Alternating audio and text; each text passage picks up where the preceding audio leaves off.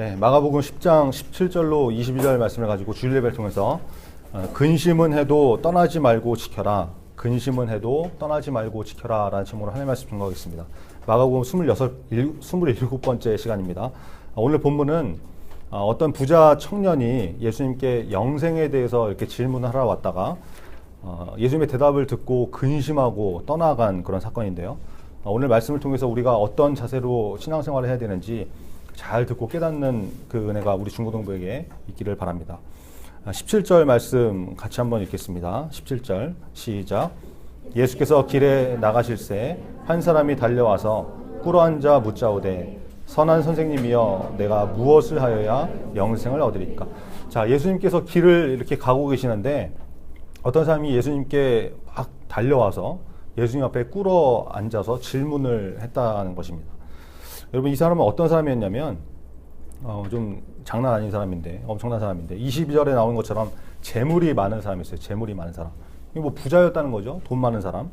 오늘 본문에는 이 정도만 나오지만 이 동일한 말씀이 마태, 마가, 누가복음 이렇게 나오는데, 여러분 이 마태, 마가, 누가 이 세 개의 복음서는 특별히 공관 복음이라고 그래요. 같은 관점에서 본 말씀이다, 복음이다 이런 말인데 참고하시고, 병행 구절을 보면 마태복음 19장에는 이 사람이 청년이었다라는 말씀이 나오고, 누가복음 18장에는 이 사람이 관리였다 이런 말씀이 나오거든요. 그러니까 종합해 보면 이 사람이 어떤 사람이겠어요? 일단 기본적으로 돈이 많은 사람이었고, 젊은 청년이었고, 관리였다, 그죠? 관원, 지도자였다, 뭐 이런 건데요. 이건 뭐 거의 엄친아죠, 엄친아. 이게 다 갖춘 사람, 그죠? 돈 많지, 젊지, 사회적으로 지도자 위치에 있는 그런 사람. 이 사람이 예수님께 달려 나온 거예요.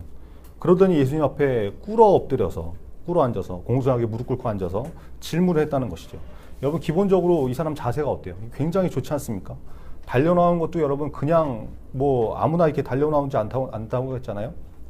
보통 열정이 있지 않으면 뛰어다니지 않는다고 그랬는데, 이 사람은 열정 있는 사람이고, 남자가 다른 사람 앞에 이렇게 함부로 무릎 꿇는 거, 이런 거 쉬운 일 아니잖아요. 그죠?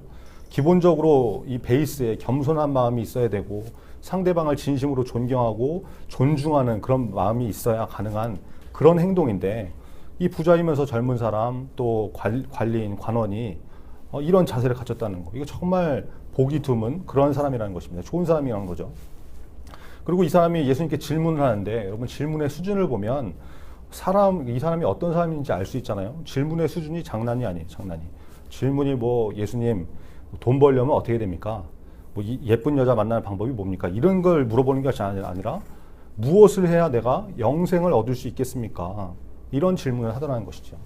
영생을 얻는 일에 대해서 갈급함과 궁금함이 있었다. 여러분, 이 정도 남자 만나기가 쉬울까요? 어려울까요? 정말 쉽지 않겠죠. 이게 완전 손꼽히는 에이스, 그죠? 근데 우리는 오늘 본문을 통해서 이 사람의 마지막 부분을 다 알지 않습니까? 이 사람 참 훌륭한 사람인데 딱 여기까지예요. 여기까지. 자세도 좋고 내면도 훌륭한 것 같은데 뭐가 없어요? 실제적인 결단과 헌신을 해야 되는 부분에서 근심하고 고민하고 멈춰버리는, 그죠? 결단과 헌신이 없는 그런 인생이었다는 것입니다. 여러분, 우리도 마찬가지죠. 겉으로 나이스해 보이고 예수 잘 믿는 것처럼 보이고 스펙 좋고 완전 엄지바. 엄지바는 엄마 교회 집사님 아들인데 엄지바라고 하는데 처음 듣습니까? 당연하죠. 전도사가 만든 말이니까. 하여튼 이런 엄지바인데 결정적인 순간에 결단과 헌신이 없는 인생, 말씀에 순종하지 못하는 인생, 이렇게 되면 안 된다는 것이죠. 여러분, 믿음은 순종에서 증명이 되는 거예요. 믿음은 순종에서 증명이 됩니다. 아무리 말로 떠들어도 순종의 자리에 나타나지 않는 사람은 믿음이 있다고 할 수 없는 것이죠. 저와 여러분이 실제적인 헌신과 결단이 있는 그런 믿음의 사람 되기를 바랍니다.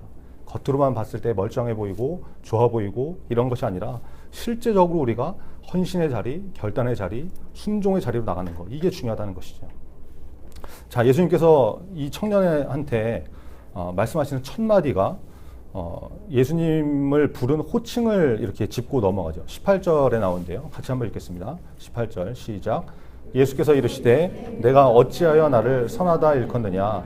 하나님 한 분 외에는 선한 이가 없느니라. 여러분, 이 말씀은 좀 이상하게 들리는 부분이죠. 예수님은 100% 사람이시고 동시에 100% 하나님이신 분이기 때문에 예수님은 죄가 없으시잖아요. 그죠? 선한 분이시죠. 그런 예수님이 이렇게 말씀하시는 게 뭔가 앞뒤가 안 맞아 보이는 것처럼 보인다는 거예요. 그러므로 이 말씀은 예수님 자신이 선하지 않으시다 이런 의미가 아니라 부자 청년이 지금 예수님을 하나님으로 여기지 않는 부분을 짚어주시는 거예요. 네가 지금 나를 하나님으로 여기고 있지 않고 그냥 사람 선생으로 여긴다. 부자 청년이 예수님을 부르고 나올 때 성경 원어를 보면 디다스칼로스 이렇게 부르거든요. 그러니까 디다스칼로스라는 거는 당시에 뭐 율법 교사나 랍비 같은 선생님을 말하는 단어인데, 그러니까 뭐예요? 부자 청년은 지금 예수님을 하나님으로 여기고 나오는 것이 아니라 인간 선생님, 율법을 가르치고 그러는 랍비, 교사 이런 개념으로 여기고 나온 것이거든요. 그러니까 예수님께서 야, 너는 나를 인간 선생님이라고 알고 찾아오면서 어떻게 나를 선하다고 하냐? 인간은 선할 수 없어. 하나님만이 선하신 분이야. 이런 말씀하고 계신 거죠. 이렇게 이해하고 넘어가면 될 것 같습니다. 자, 그러면서 예수님께서 계속해서 말씀하시는데 19절에 나오죠. 19절 같이 읽겠습니다. 시작. 내가 계명을 안 하니 살인하지 말라, 간음하지 말라, 도둑질하지 말라, 거짓 증언하지 말라, 속여 빼앗지 말라, 내 부모를 공경하라 하였느니라. 여러분, 이 말씀이 어디에서 나온 것입니까? 우리가 잘 아는 10계명에서 나오는 말씀이죠. 10계명에서 1계명부터 4계명까지는 우리가 하나님과의 관계에서 지켜야 되는 개념이고, 그죠? 나머지 5계명부터 10계명은 사람과의 관계에서 지켜야 할 것들이잖아요. 근데 지금 부자 관원이 영생에 대해서 이렇게 물어보는데 예수님께서 율법의 기본인 10계명을 가지고 사람 간에 지켜야 될 것들을 먼저 말씀하셨다는 거예요. 그리고 당시에 유대인들은 영생을 얻는 방법이 뭐냐면 율법을 지켜야 영생을 얻는다 이렇게 여기고 생각했거든요. 그러니까 예수님께서 사람 사이에 지켜야 될 계명들을 말씀하신 것은 하나님을 사랑하고 율법을 지키는 사람은 눈에 보이지 않는 하나님만 그냥 맹목적으로 사랑하는 것이 아니라 실제로 눈에 보이는 사람들과의 관계 이런 것도 제대로 지키는 사람이기 때문에 그런 것이죠. 믿음과 삶은 별개가 아니다. 같이 가는 것이다. 그게 기본이다. 이거 말씀하시는 거예요.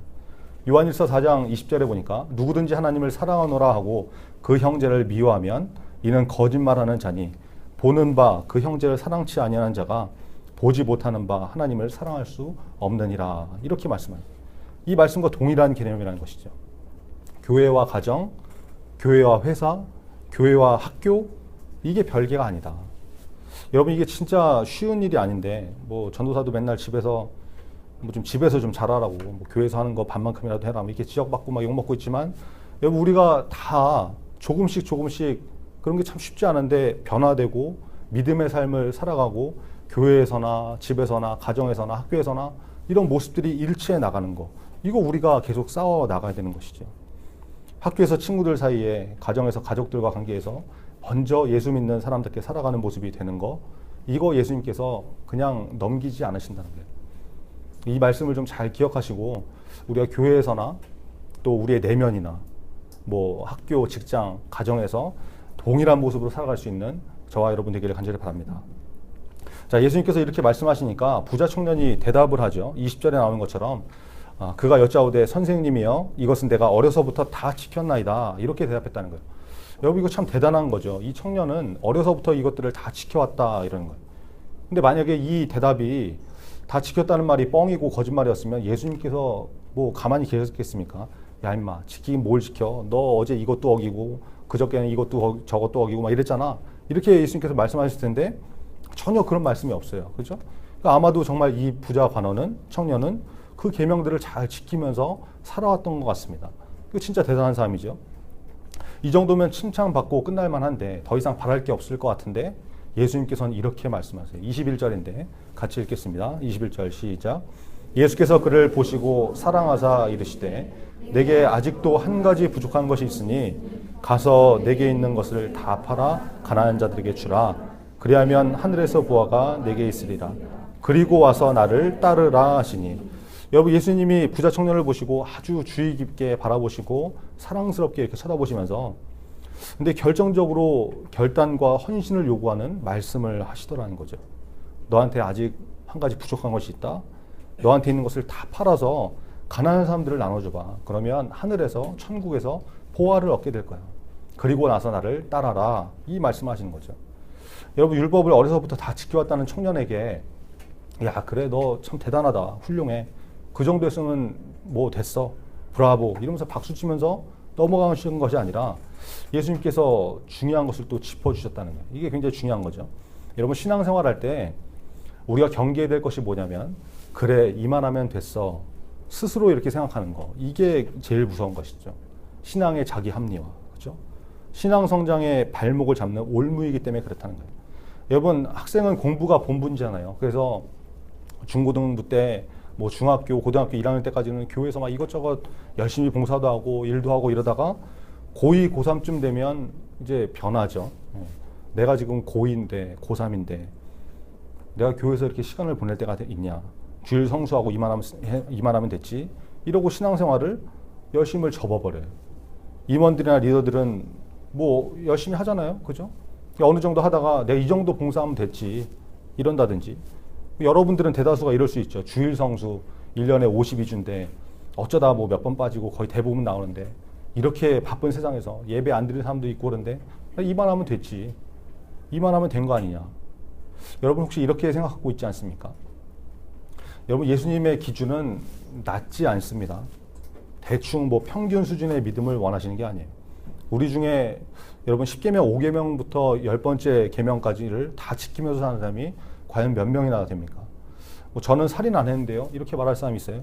요한일서 3장 15절에 보니까 그 형제를 미워하는 자마다 살인한 자니, 이렇게 말씀하는데, 형제를 미워하기만 해도 살인한 자라고 그러는데 우리 다 살인죄 저지른 거잖아요. 간음하지 말라. 마태복음 5장 28절에 예수님께서 말씀하시죠. 음욕을 품고 여자를 보는 자마다 마음에 이미 간음했다고 하시는데, 뭐 남자만 해당됩니까? 여학생들, 뭐 남자 연예인들 보고 식스팩 보고 초콜릿 볶음 보면서 한번 안겨보고 싶다, 만지고 싶다, 이거 다 간음인데, 그죠? 남자들은 PC나 스마트폰으로 영상 보고 즐겨 보는 영상들 있잖아요. 이게 우리가 다 간음죄 지은 그런 사람들이잖아요. 여러분 보세요. 눈에 보이는 것도 이렇게 제대로 안 되는데 하나님과의 관계 1계명부터 4계명을 다 지키겠냐고요. 4계명 뭡니까? 안식을 기억하여 거룩하게 지켜라. 툭하면 예배 빠지고 쉬고 영적 단기 방학에 들어가고 그러는데 이만하면 됐지. 여러분, 이건 우리 수준이고 우리 생각이고 예수님이 원하시는 수준은 그 정도가 아니라는 거예요. 이러면 또 이제 그렇게 따지면 세상에서 제대로 된 믿음을 가진 사람이 몇이나 되겠냐. 뭐 행위로 구원받는 것도 아니고 은혜로 받는 것인데, 값없이 거저받는 것인데 뭘 그렇게 이거 해라 저거 해라 피곤하게 그러냐. 은혜를 구하면 되지. 이러고 나오는 사람들이 있어요. 여러분, 그것도 맞는 말이죠. 우리가 뭘 해서 영생을 얻는 것이 아니고 믿음으로 예수 그리스도의 십자가의 보혈로 은혜로 값없이 받는 것인데, 그렇다고 여러분 말씀에 순종하고 헌신하고 우리가 해야 될 것들은 다 하나도 안 하면서 손 놓고 있으면서 은혜만 구하는 거, 그게 과연 올바른 믿음의 자세인가? 여러분, 이것도 고민해 봐야 되지 않겠습니까? 은혜를 구하는 것은 좋은 것이지만 은혜를 이용하는 것은 악한 것일 수 있는 것이죠. 여러분, 예수님은 부자 청년에게 그 정도면 됐다, 훌륭해, 격려하고 칭찬하고 넘어가시지 않았어요. 왜요? 그를 사랑하시기 때문에. 여러분, 한 단계 더 성장하라고 사랑하시기 때문에 말씀하신 것이죠. 영적으로 심각한 문제, 결단하고 헌신하지 못한 가장 예민한 문제에 대해서 예수님께서 짚고 넘어가시더라는 거예요. 여러분, 우리 자신에게 있는 문제는 무엇입니까? 내가 결단하지 못하고 헌신하지 못하고 순종하지 못하는 문제는 무엇인지. 오늘 말씀을 통해서 우리에게 주시는 부담들이 있을 텐데 그걸 좀 잘 짚고 넘어가는, 그래서 그 문제까지도 순종하며 나갈 수 있는 저와 여러분 되기를 간절히 바랍니다. 자, 예수님께서 이렇게 말씀하시니까 부자 청년의 반응이 어땠어요? 22절에 나오는데 같이 읽겠습니다. 22절 시작. 그 사람은 재물이 많은 고로 이 말씀으로 인하여 슬픈 기색을 띠고 근심하며 가니라. 말씀으로 인하여 근심하고 가니라. 여러분, 근심하고 예수님을 떠나갔다는 것이죠. 여러분, 예수님이 이 사람의 상태에 대해서 명확하게 정의하신 말씀이 있는데 마태복음 6장에 나오거든요. 오늘 같이 찾아보겠습니다. 마태복음 6장 24절인데요. 우리 바로 마가복음 앞에 있는 마태복음 6장 24절입니다. 예수님께서 어떤 기준을 제시하는지, 정의를 하시는지 한번 보시죠. 마태복음 6장 24절 같이 읽겠습니다. 시작. 한 사람이 두 주인을 섬기지 못할 것이니 혹 이를 미워하고 저를 사랑하거나 혹 이를 중히 여기고 저를 경히 여김이라. 너희가 하나님과 재물을 겸하여 섬기지 못하느니라. 아멘. 여러분, 마지막에 뭐라고요? 너희가 하나님과 무엇을 겸하여 섬기지 못한다? 재물을 겸하여 섬기지 못한다. 하나님과 돈을 겸해서 섬길 수 없다. 하나님이 주인이시냐? 돈이 너의 주인이냐? 주인 정하라는 것이죠. 여러분 부자 청년은 하나님이 주인이 아니라 돈이 주인이었던 거예요. 그러니까 근심하면서 가버리는 것이죠. 여러분 하나님이 주인인가 돈이 주인인가 이거 명확하게 여러분 결정하라고 했죠. 뭘 통해서 하라고 했습니까? 11조잖아요. 11조. 내가 얻은 소득의 10분의 1을 드리는 거 이게 11조라고 했죠. 10만 원 벌면 만 원, 100만 원 벌면 10만 원, 1000만 원 벌면 100만 원 이게 11조잖아요. 그렇죠? 여러분 우리 중고등부는 많은 학생들이 11조 생활을 하고 있는데요. 아주 귀한 일이죠. 명절 때 같을 때 되면 전도사가 이렇게 깜짝깜짝 놀래고 그래요. 왜 놀래냐면 여러분이 생각보다 명절에 용돈을 많이 받는구나 이거에 한번 놀래고 이 정도의 금액을 11조로 드릴 수 있는 믿음이 있구나 이거에 또 한번 놀래고 그래요.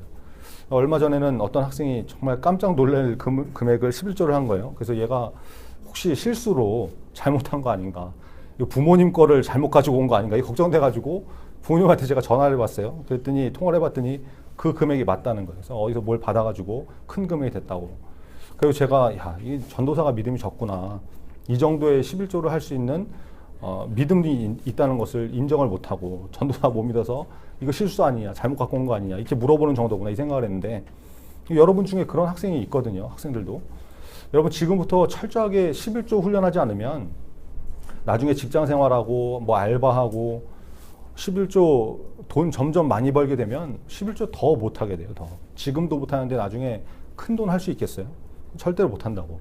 그래서 지금부터 강조하고 훈련하는 것이죠. 여러분 이 말씀을 듣는 분들 중에 아직 혹시 11조 생활을 못하고 있는 사람이 있다 그러면 결단하고 헌신하고 11조 생활을 하시기 바랍니다. 이거 중요한 거예요. 여러분 11조는 단순히 10분의 1을 드리는 것이 아니라 내 소득의 모든 것이 하나님의 은혜입니다. 하나님께서 주신 것이고 나의 주인은 하나님이십니다. 이거 고백하는 거거든요. 그래서 11조 철저히 하는 인생은 나중에 뭐 돈 때문에 무너지고 돈 때문에 넘어지고 망신당하고 돈 때문에 하나님 떠나는 그런 인생 되지 않는다는 것입니다. 하나님이 주인이시니까. 여러분 부자 청년은 돈 때문에 하나님을 떠난 것입니다. 우리가 그런 인생이 되면 안 되겠죠. 예수님의 말씀을 듣고 큰 부자였던 이 청년이 근심을 했다. 재물이 너무 많아서 재산이 많아서 그걸 포기하지 못한 것이죠. 그래서 결국 이 부자는 돈을 포기하지 못하고 주님을 떠나게 됩니다. 여러분 이게 굉장히 중요한 메시지입니다. 하나님을 위해서 포기하지 못하는 것이 있다면 내가 하나님보다 더 중요하게 여기고 있는 것이 있다면 그것이 바로 나를 근심하게 만들고 주님을 떠나게 만드는 우상이 될 수 있다는 것이죠. 여러분 창세기 22장에 보면 하나님께서 아브라함에게 아들 이삭을 바치라고 하는 장면이 나옵니다. 여러분은 아직 결혼도 안 했고 그 자식도 없기 때문에 마음에 와닿지 않을지 모르겠지만 이 요구가 결코 쉬운 것은 아니라는 것은 뭐 상식적으로 다 알고 있겠죠. 공감하겠죠. 아브라함도 당연히 근심했을 것입니다. 그렇죠? 뭐 그게 고민되고 근심이 없었다고 이게 말이 안 되는 거죠. 그러나 아브라함은 어떻게 합니까? 순종하더라는 순종하더라. 아들을 바치는 문제 때문에 하나님을 떠나버리지 않고 믿음 지키고 그 자리를 지키더라라는 것이죠. 보세요, 여러분. 하나님의 말씀을 들으면 두 가지 반응이 나타납니다. 내 마음대로 사는 일과 하나님의 뜻대로 사는 일은 이게 서로 부딪히는 일이기 때문에 방향이 다르기 때문에 근심을 하지만 어떤 사람은 근심하고 떠나버리고 어떤 사람은 근심을 하지만 말씀을 지키더라라는 거예요. 여러분은 말씀을 듣고 근심하십니까? 말씀이 근심이 된다는 것은 굉장히 바람직하고 좋은 것이죠. 왜요? 내 말씀으로 들으니까. 남에게 주시는 말씀이라고 그러면 내가 근심할 이유가 있겠습니까? 그렇지 않죠. 한 귀로 듣고 한 귀로 흘린다고 그러면 근심이 될 이유가 없죠. 그러므로 말씀이 근심이 된다는 것은 부담이 된다는 것은 감사한 일이고 가능성이 있는 거예요. 여러분 말씀을 들을 때 이런 거룩한 근심이 우리 가운데 있기를 바랍니다. 하나님의 말씀이 내 말씀 되어서 그저 흘려듣고 넘겨버리는 것이 아니라 하나라도 내가 지키고자 순종하고자 하는 그 마음 때문에 때로는 마음에 좀 부담이 되고 근심이 되는 인생. 이게 귀한 것이죠. 그러나 오늘 본문의 부자처럼 그 근심이 나를 예수님을 떠나게 만드는 것이 되면 안 된다는 거. 여러분 이거 기억해야 하는 거예요. 말씀이 부담으로 다가오면 그 다음에는 여러분 기도하고 능력을 받아서 말씀에 순종하는 단계로 나아가야 된다는 것입니다. 여러분 근심이 되어도 떠나버리면 안 됩니다. 끝까지 자리를 지키는 인생이 되어야 됩니다. 그러면 하나님께서 은혜를 주시고 깨닫게 하시고 다듬어서 감당하게 하십니다. 오늘 말씀을 통해서 우리에게 매주마다 주시는 그 말씀을 나에게 주시는 말씀으로 받아들일 수 있는 그런 사람, 그리고 그 말씀에 순종하기 위해서 고민하고 근심해 볼 수 있는 저와 여러분 되기를 바랍니다. 그리고 그 근심 때문에 하나님을 떠나는 인생이 되어버리는 것이 아니라 기도를 통해서 힘과 능력을 얻고 끝까지 믿음의 자리를 지킬 수 있는 그런 중고등부 여러분이 다 되기를 간절히 바랍니다. 기도하겠습니다. 오늘 말씀에서 나온 부자 청년처럼 겉으로도 훌륭해 보이고 내면도 나이스해 보이지만 헌신과 순종이 없는 인생이 있을 수 있다는 것을 발견합니다. 우리가 그런 인생 되지 않도록 결단과 헌신이 필요한 말씀을 들었을 때 근심하고 고민이 될 수는 있겠지만 결국에는 순종의 자리로 나가는 그런 믿음의 사람이 되게 해달라고 여러분 좀 기도했으면 좋겠습니다. 영생은 예수 그리스도를 믿는 믿음이 있어야 얻는 것입니다. 그것은 삶으로도 드러나게 되어 있습니다. 사랑하는 사람들이 몸과 마음이 같이 가듯이 믿음과 삶은 같은 방향으로 가기 때문에 그런 것이죠. 믿음은 순종으로 증명이 됩니다. 우리가 말씀을 듣고 순종해야 될 말씀을 만났을 때, 문제를 만났을 때 믿음과 삶이 같은 방향으로 가는 사람이 되게 해달라고, 순종이 없어서 예수님 떠나버리는 그런 인생이 되지 않게 해달라고 오늘 말씀 붙들고 다 같이 기도하겠습니다. 아버지 하나님 감사합니다.